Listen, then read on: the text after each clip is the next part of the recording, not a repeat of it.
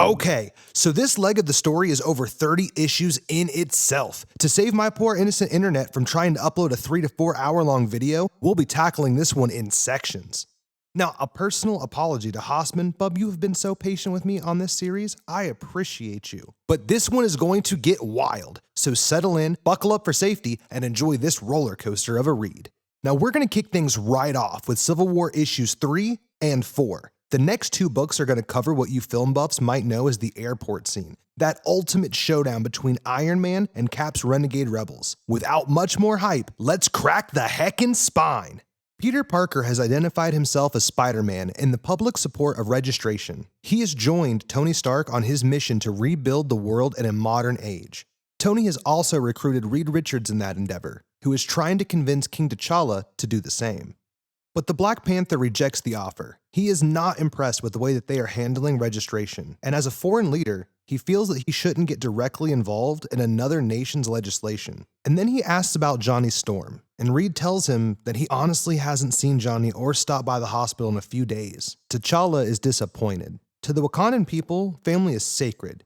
Reed has time to stand in the rain in Wakanda and think about how the ecosystem is maintained, but not enough time to see his injured brother and a teammate. Panther's only advice is to call Susan and see how she is. Now, headlines tell us that the Secret Avengers foiled a plan by the Sinister Six, proving that while being hunted, they are still going about business as usual, stopping supercrime and getting away unscathed. Hank and Jan stop by the Sanctum to press Doctor Strange for allegiance, but Wong tells them that Stephen is unwilling to aid either side, and in fact, is fasting for 40 nights in hopes that they will resolve their differences peacefully. Now, the next move Tony makes is to ask the X-Men where they stand on all this, which is kind of a silly question, because the Mutant Registration Act predates the Superhuman Registration Act. They are no strangers to persecution. They have been fighting for their civil rights since day one. And they tell Tony that they are not going to join him, but they are also not going to join Captain America's fight against the act either. And since the Avengers were nowhere to be found to help the mutants, they will stay out of this and let them figure it out for themselves. Well, maybe not all of them. We pick up with the Secret Avengers. They're in a diner discussing their new identities given to them by Nick Fury. Some of them are happier with theirs than others, but Cap seems distant and in his own head. Come to find out, he was supposed to be meeting with a Make-A-Wish kid in order to play baseball, but he can't do that now. And this is why Captain America is my favorite hero. With everything on the line, with everything that he has at stake, he is thinking about a promise that he made to a sick kid. This guy's priorities are for real. They get a heads up on a building fire at a petrochemical plant. Now, this has the potential to get very bad very quickly, so they pay for their coffee and head to the alley for a quick change. Goliath says that he's sadly kind of starting to enjoy this alleyway costume change. Something about it really reminds him of the glory days. I'm thinking like Clark Kent changing in a telephone booth kind of stuff. Now, I know it's the wrong continuity, but still, the early superhero tropes. And before we see how things go at the chemical plant, we see that Johnny Storm is awake and walking. And, well, where is everyone? Where's Sue? Or Ben? The Secret Avengers teleport to the plant and start looking for workers to rescue. The radio said that there should be about 300 or 400 of them, but there's no one there. That's when Cable notices a plaque on the ground. The petrochemical plant is a division of Stark Industries. It's a trap. Before they could teleport out of there, both Cloak and Wiccan, their best means of getting out of there in one piece, get shot up with tranq darts. Iron Man and the rest of the pro-registration Avengers step out to surround their targets. Maria Hill and S.H.I.E.L.D. have aerial support. Iron Man offers Cap and friends one last chance to come in quietly, and all Cap hears is Tony asking for his surrender, which he cannot do. And Peter tries to appeal to Cap's sensibility, saying that the only ones that are winning while the supers are fighting are the bad guys, and how meaningless fighting goes against Cap's principles. But that's where he's screwed up, because Steve is not hearing about principles from Spider-Man, the guy that turned his beliefs on a dime for registration seemingly overnight. And Tony tries to calm Cap down, telling him that he knows that he's angry, and he understands that the world is changing rapidly from what it's been, and that Steve Rogers has known Tony nearly his entire adult life. He should know that Tony wouldn't back a play so heavy-fisted unless he believed in it with all of his heart. They do not want to fight him. They do not want to arrest any of them. Tony only wants a chance to tell Cap about their plans for a 21st century overhaul. Now this was the exact moment that I realized what was going on, what Sally Floyd was looking for, what was really at play underneath of the Civil War. And if you don't see it yet, you will soon.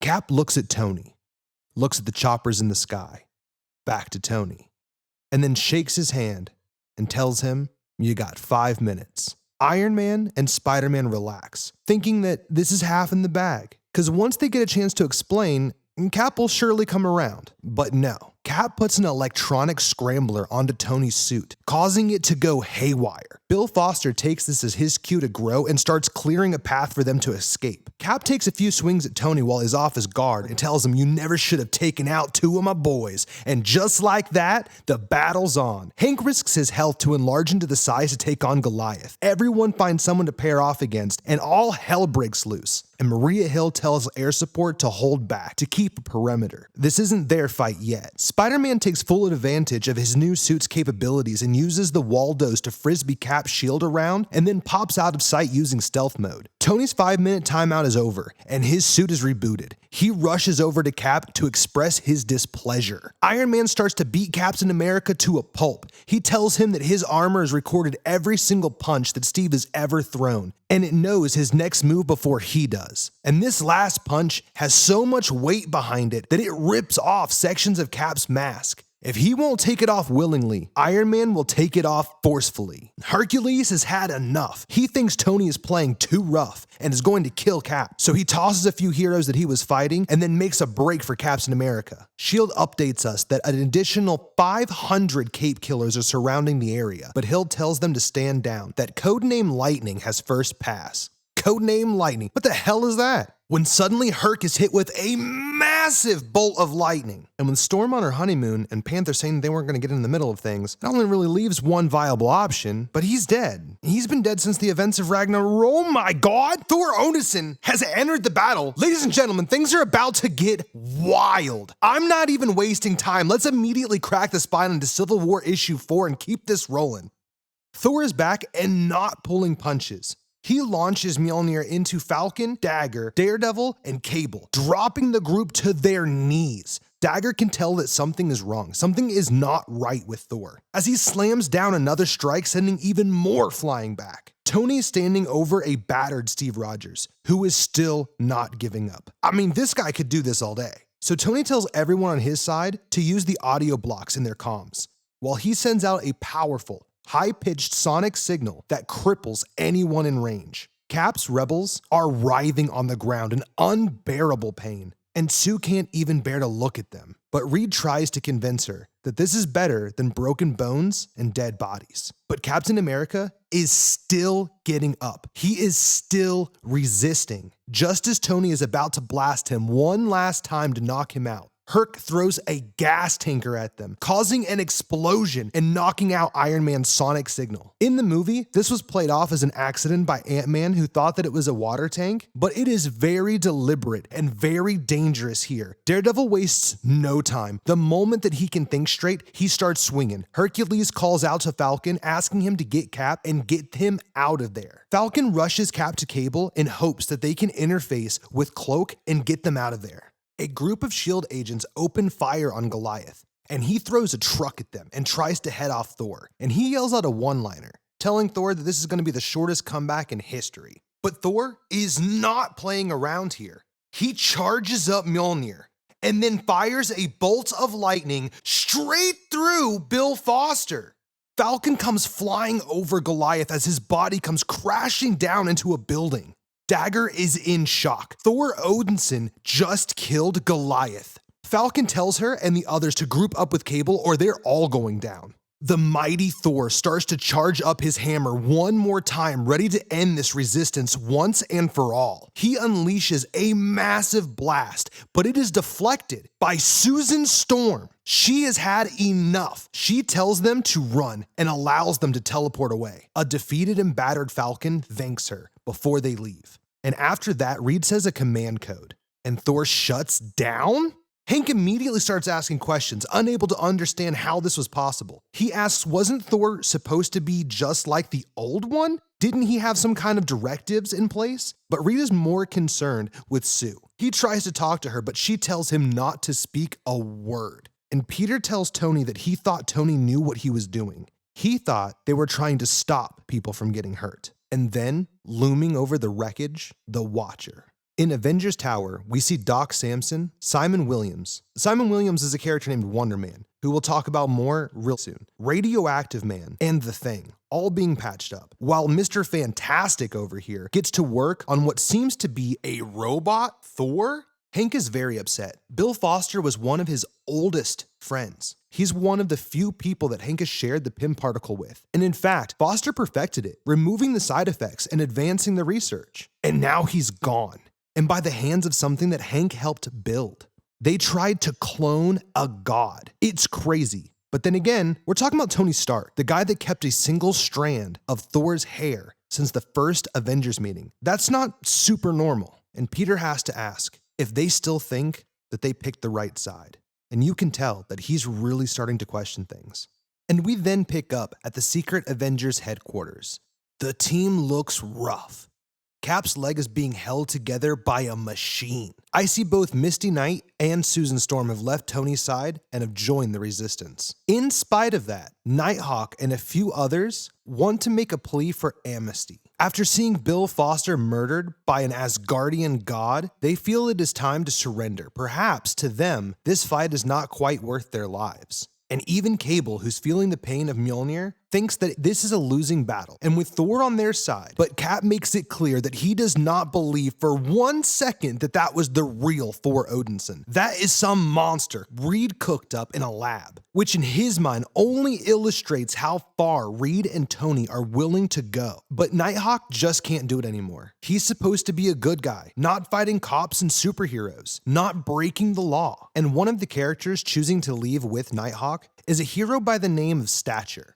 Now I need to go back and correct a mistake that I had made in part 4 of this series. Civil War Choosing Sides, I think it was. When I said that it was Scott Lang who was just stolen the Ant-Man suit, that was actually Eric O'Grady, the irredeemable Ant-Man. And I'm not too much of an Eric O'Grady fan, especially after his behavior towards Cassie Lang later in the series. So that was my honest mistake. Eric O'Grady is kind of like Guy Gardner for you DC fans out there. He's a bit more brazen and a lot more rough around the edges than the other Ant-Man, and that's fucking saying something. I had thought that this was the reappearance of Scott after his apparent death in Avengers Disassembled, the death that prompted his daughter Cassie into taking Pym particles herself and becoming Stature.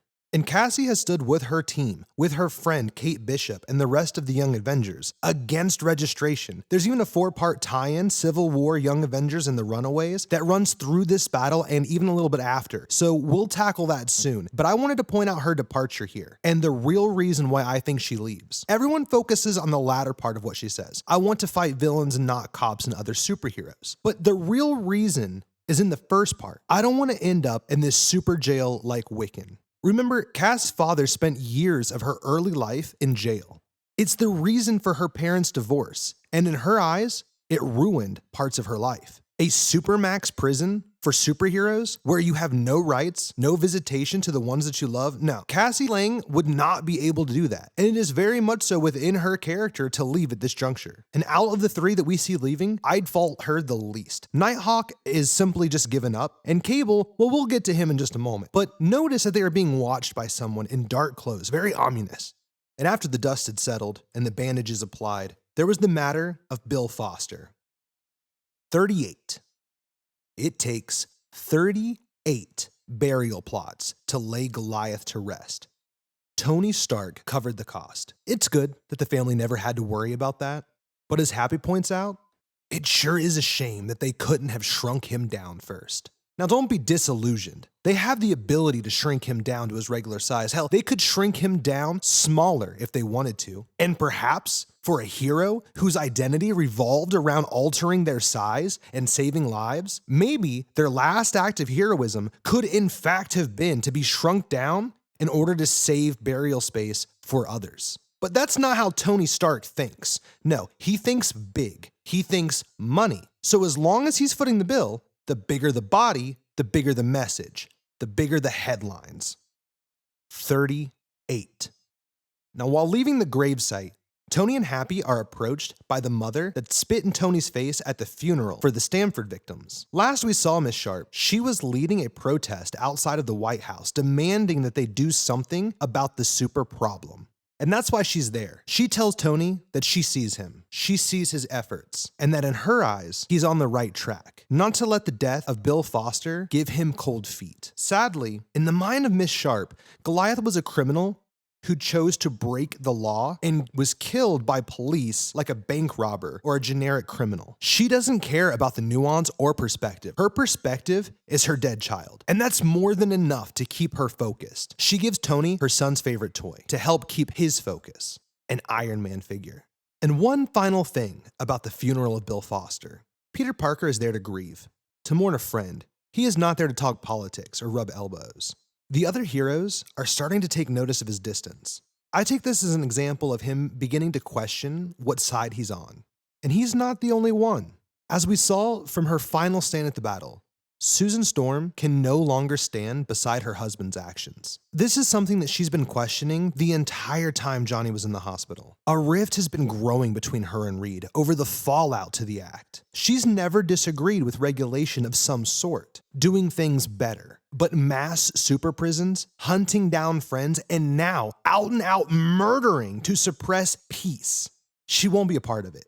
She loves her family, though she's ashamed of Reed, of herself for supporting Reed in this recent set of plans. She still loves him. This isn't a cry for attention. This isn't divorce. It's not meant to distract him. In fact, she wants him at his best, working to find a way to fix this. Now, it's never easy seeing a mother leave her family, but I have to agree, in this instance, she's not wrong. They would be better off and safer with Reed, who's still seen on the side of the law. She's needed to protect lives, and it's simply too dangerous for them to come along. And now that Johnny is back and on his feet, he chooses to side with Cap. He's seen the outrage of the people firsthand, literally felt their pain. And now that he is conscious, he's a little shocked to see how things have escalated. Now, I hate that this has split up the Fantastic Four, but it's a perfect simile for how these things tear families apart. The very next day, Reed, Tony, Hank, and Janet are meeting in Avengers Tower to discuss the fallout of the recent battle. They are bleeding members to Cap's side, and only a few members have joined from his. Jan wants to go ahead with the 50-state initiative, something that's been brought up before, but we're still not quite there yet. And Reed says that it's still going to be a while before that plan is ready to be laid out. He would rather stick to individuals that already have superhuman combat experience. The latest round of the Thunderbolts, some recently released from prison. He claims that after the last battle, it's the only course of action that they have left. But what that translates to, in my mind, is that we cannot afford to be seen doing the dirty work again. We need villains whose hands are already dirty, and let them take the bad PR. Frontline Issue 6 picks up with Ben Urich packing his things after being fired by Jonah. Robbie tries to reason with him, saying that this is the 15th? Oh, the 23rd time that J. Jonah has fired Urich. And not one single time did he ever actually mean it. It's just part of Jonah's charm. But like Ben points out, the charm is worn off. Maybe he doesn't want to work for the Bugle anymore. The Goblin threatened his family. It brought the war home. It's as real and relevant as it gets. And if the Bugle won't print that story, then he will find someone else who will. Ben Urich has been around since the invasion of Galactus. He is the best boots-on-the-ground wartime reporter that the Bugle has, and Robbie knows that. He cannot lose Ben Urich over something so silly as J. Jonah's temperament. Robbie tries to offer a compromise. Keep covering the war. Keep digging, and if Osborn or the Goblin make any other appearances, he will have his back and fully support anything that he wants to write about it. Just keep pushing, and keep covering the story, and see what they find. And begrudgingly, he agrees and carries his things back into his office. A conversation that they had 23 times now. Such a warm work environment. And last we saw Sally Floyd, she was being arrested for guarding her source. But keep in mind that at the end of the day, she doesn't actually know who that was. She's standing on principle alone. But either way, Richards wants to offer her a deal. We cut back to Urich on the ground at the chemical plant. He and his photographer were sent to follow S.H.I.E.L.D. on a routine surveillance operation. But this guy cannot catch a break. From the Iron Man Prodigy fight to the Green Goblin attack, and now he is once again dodging rubble and explosions. And while his photographer is taking a shot of the chemical plant in flames, Urich pulls his attention to the shot of a lifetime. Though as I stated, this is not Ben's first rodeo, so understand that the horror on his face is genuine. This is not something he ever thought he would see. Normally, he, and by extension, the people, would have faith that the superheroes would save them and genuinely save lives at all costs. But this time he can feel it.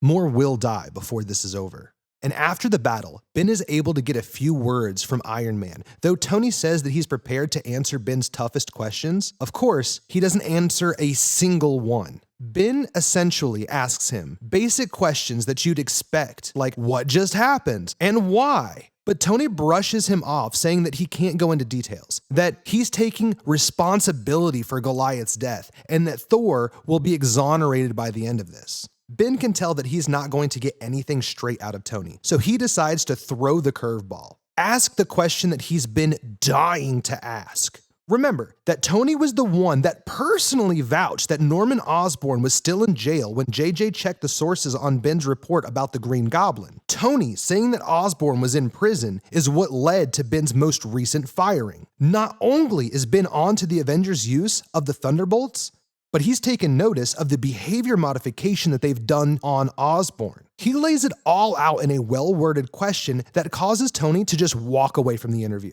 And deep down, Urich knows. He knows that he caught Tony in a lie. He knows Sally was right. He knows that there's so much more underneath it all. And like her, he now has a thread to pull on. Back in the Negative Zone prison, Robbie Baldwin is writing a letter home to his mother. It's fashioned sarcastically like a letter home from summer camp. But in it, we learn a few horrible truths about the place that he's been confined to and the people that he's with. He tells of his friend Digitech, who could transform his body into biomechanical weapons. He was able to resist the power dampeners just enough to form a weapon with his hand and then shot himself in the head. We learn that Battlestar was hit in the spine with a shard of shrapnel when someone threw a bomb into the meeting of 50 superheroes, the one that Sally Floyd barely escaped from. And during all of this, Robbie's being transferred to a holding cell to meet with Mr. Fantastic. Robbie is not at all pleased to see him. He's being detained without charge in an off-the-books Supermax prison that Reed has designed. But it seems like Richards is looking for a way to turn some of this around. He offers Robbie the chance to speak to Congress, to tell the world his side of the story, to explain his perspective and his experience since Stanford. And Baldwin takes the offer. He has a lot to say. She-Hulk is not too thrilled that he chooses to wear his speedball costume. She thinks he's being a bit antagonistic. And the second that he steps off the transport, she can sense that something isn't right. There's no security, the route has been changed, and they are led through a crowd of people. A reporter asks Robbie about the Stanford massacre, and Baldwin, increasingly worried about the circumstances, starts telling his truth right there on the street, that they won't charge him because he's innocent, that he didn't kill anyone, and that he suffered beatings from police and prison guards. But before he could say anything else, Robbie is shot by someone in the crowd. Man, things have been dark. So I think it's the perfect time for a little comic relief. We need to check in on the Merc with a mouth. Now, these next 3 issues of Cable and Deadpool 30 through 32 might not be the most important of tie-ins, but Deadpool fans are some of the most die-hard and passionate people, and they would be upset, to say the least, if I went this in-depth on this event and mentioned every single character to appear and skipped Deadpool. So just what is Wade Wilson up to during the Civil War? Well, he's a mercenary. So if you thought he was going to miss out on an opportunity to hunt down heroes, you're as insane as he is. Deadpool doesn't waste a second, jumping right into bounty hunting to impress government officials. I think he's hoping for a paid position in something like the Thunderbolts or even the 50-state initiative. He attempts to apprehend the Great Lakes Avengers. The Great Lakes Champions now. And as we crack the spine of issue 30, we see Deadpool leaping into the fray, guns blazing, internal monologue flowing. And here's one thing about Deadpool.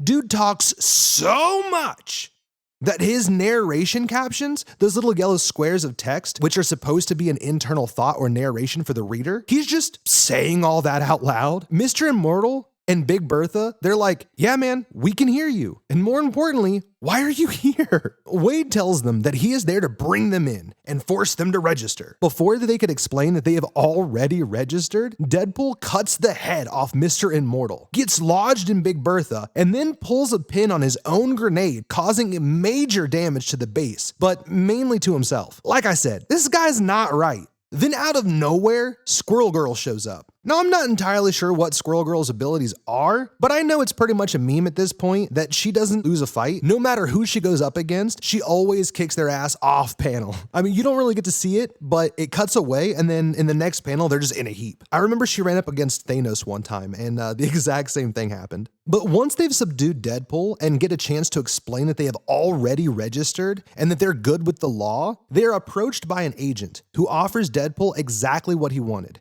Later in Manhattan, Wade's gathering supplies and looking over his list of wanted supers. Cable drops in, trying to get a pulse on the situation. Deadpool tells him that he's got this sweet gig rounding up supers for the government and asks if Cable wants to come along. But he's super vague and says that he can't. He's got a meeting with a guy about a thing. But before leaving, Nate turns around and says, you know, you never asked which side I'm on.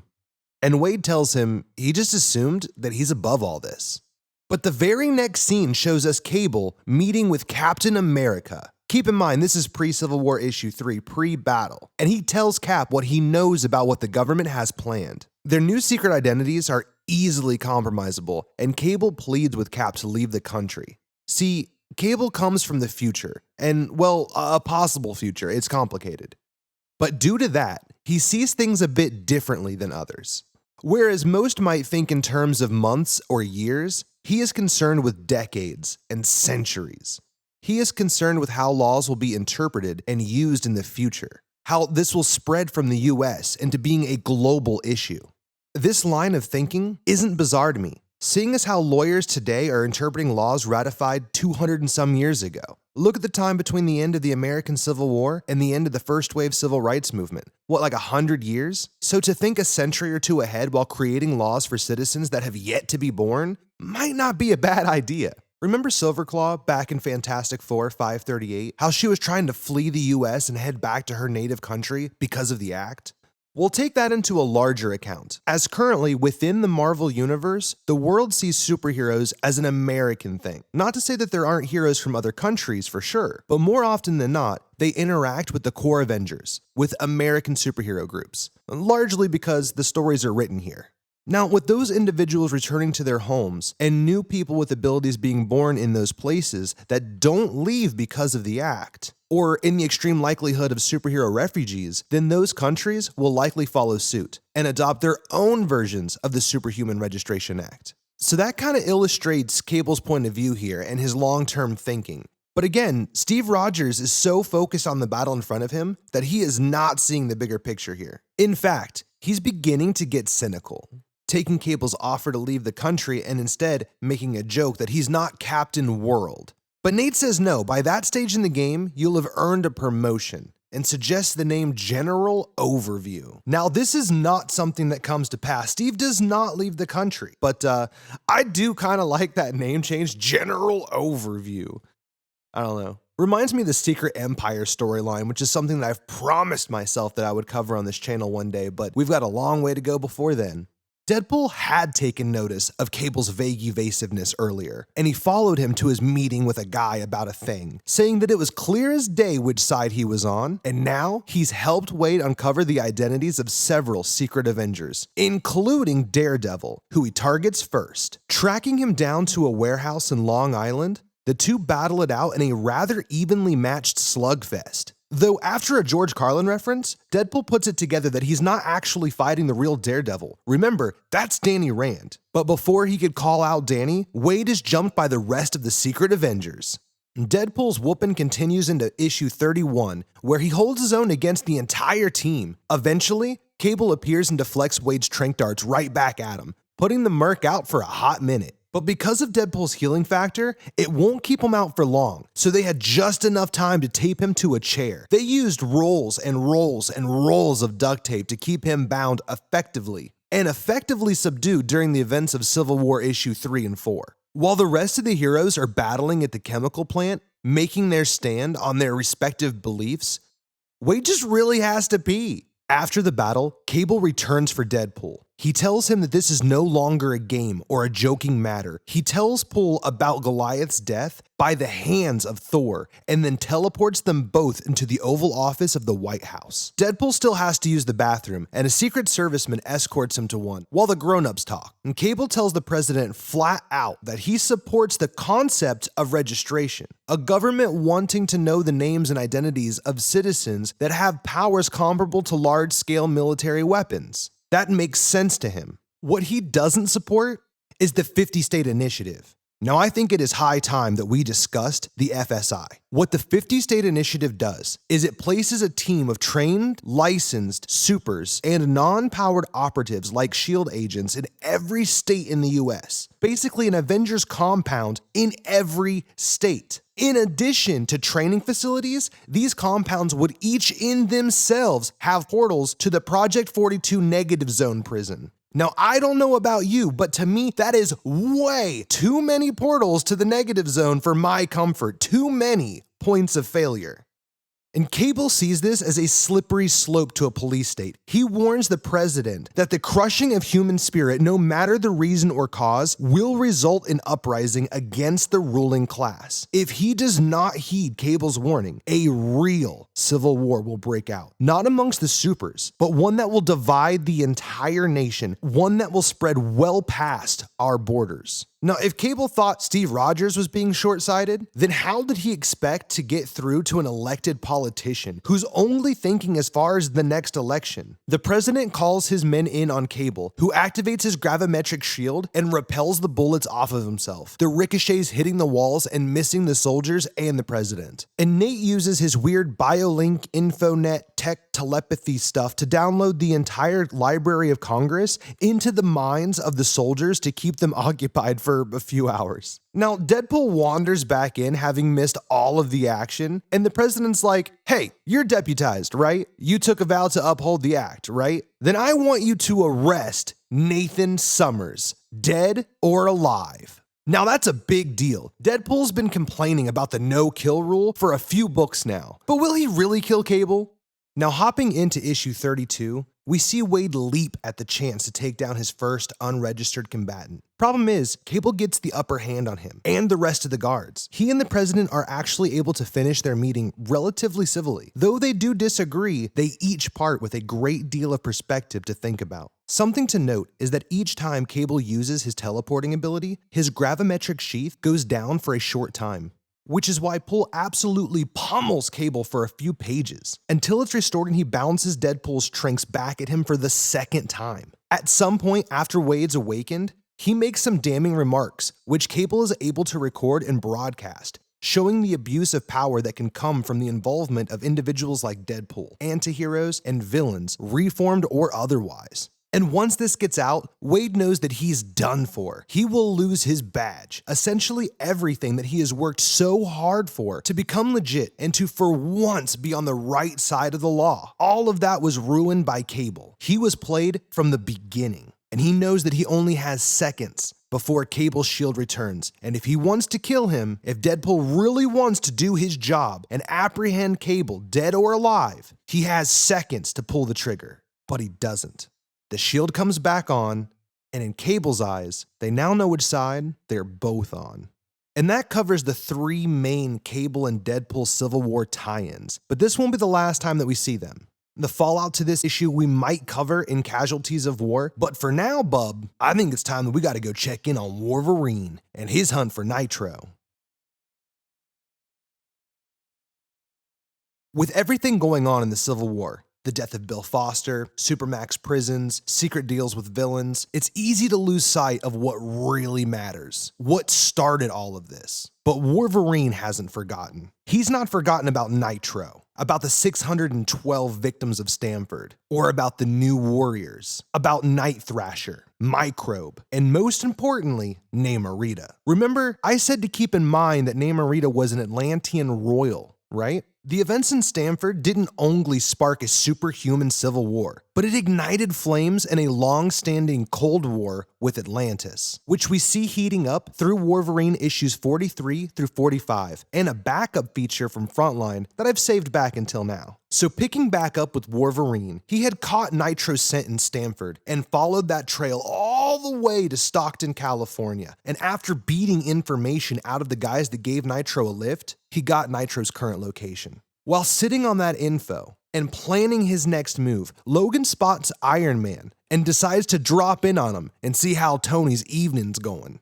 With everything going on in New York City, Wolverine is surprised to see Iron Man on the West Coast. Turns out, Tony was actually looking for Logan, having followed a trail of overcrowded emergency rooms from New York all the way to Stockton. Tony told Logan to stay away from this at the beginning, that a vigilante with a vendetta hurts their cause. But Wolverine doesn't care about their cause. He only cares about justice for those kids, something that he feels Tony is losing sight of. Logan is pissed off that it has been weeks since the incident, and Nitro is just kicking back in Big Sur having a camping trip while they kill each other over moral posturing. Tony tells Logan that he has had a strike team ready and waiting for a location, and now that he's told him that Nitro is in Big Sur, they have all they need. Logan insists on going alone. They have a difference of opinion. Tony would bring Nitro in alive and have him stand trial, answer for his crimes. Logan thinks that that's too lenient. Even if the verdict is a death sentence, it still gives Nitro years longer than he has given anyone else. And Tony tries to give him the "we're better than them" speech, saying that prison takes care of both punishment and prevention, whereas killing him won't bring those kids back. And Tony says that Logan doesn't even know why he wants to kill Nitro.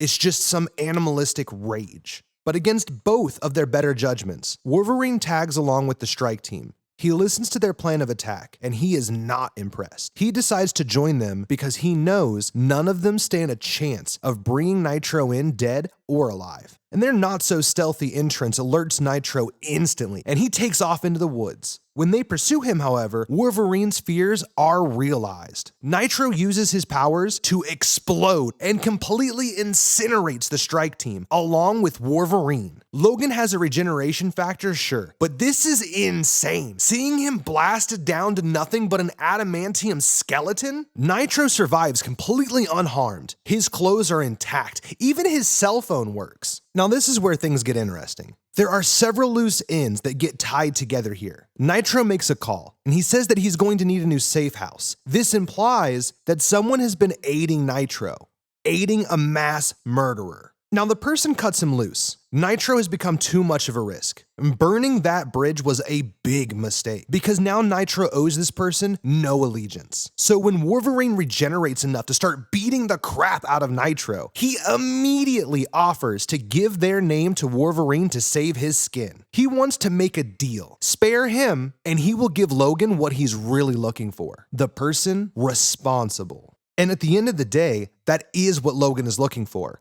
the responsible party.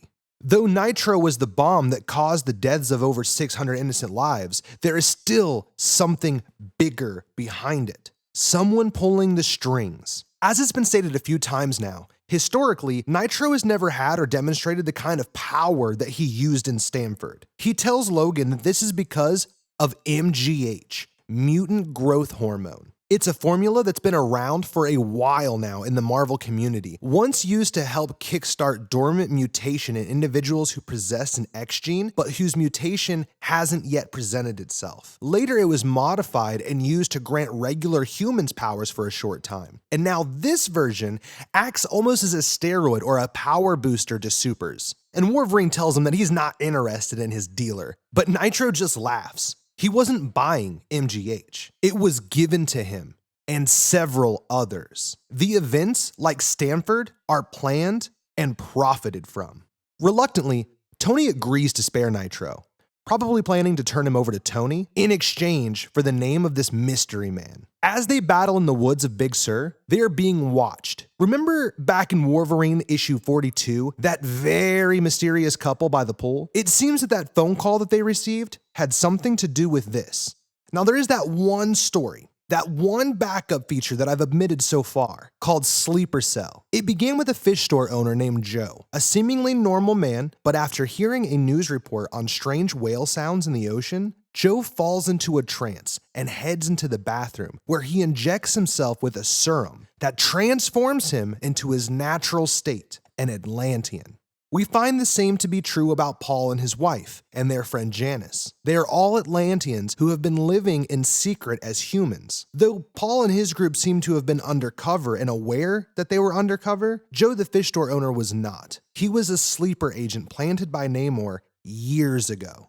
And we will get back to Sleeper Cell in a moment. I just wanted you to be aware of these Atlantean agents as they interrupt Logan's pursuit of the truth, because they too are after Nitro for the death of Namorita. He's to stand trial and execution in Atlantis, but Wolverine had already given his word to spare Nitro, and this conflict leads to blows between Wolverine and Namor himself, and ultimately, Logan is knocked out for a spell. And when he comes to, he makes a phone call of his own. He fills Iron Man in on what happened with the strike team, Nitro's MGH supplier, and Namor. Tony sees the implications of greater threats with Atlantis and honestly should probably just let this one go. But instead, he lends Logan his suit to travel to the Atlantean capital to reason with Namor, which again erupts into a fight. And all of this stems from one simple honor, that Logan gave his word to Nitro.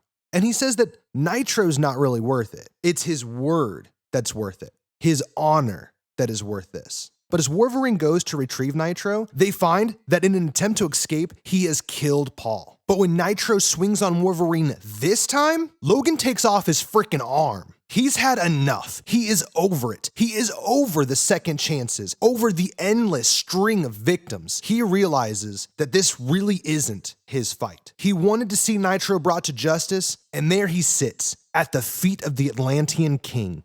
On the final page, we see Logan in a bar, trying to let it go, when he's joined by Namor. The Atlantean king tells us that he was able to show the same restraint, that Nitro is still alive and will be held indefinitely as their guest, honoring Logan's word. And to show his gratitude for helping apprehend Namorita's killer, he gives Logan the name that he was looking for, the name Nitro is going to give him, Walter Declan, the current CEO of Damage Control Inc., the same company that received the contracts to rebuild Stamford. Now we will get further into that twisted mess as we tackle the second half of the Sleeper Cell feature, which involves Simon Williams' Wonder Man and an attempted assassination during an Atlantean diplomatic mission. We will get to all of that later on in the war. Well, that's going to be it for this chunk of the event. Like I said before, I've got this one broke down a little bit more, but that's because I wanted to cover as much of this sprawling event as I can and offer as much perspective as I can, as well as channel-wide production upgrades that have taken a little bit more time. See you very soon with more Civil War.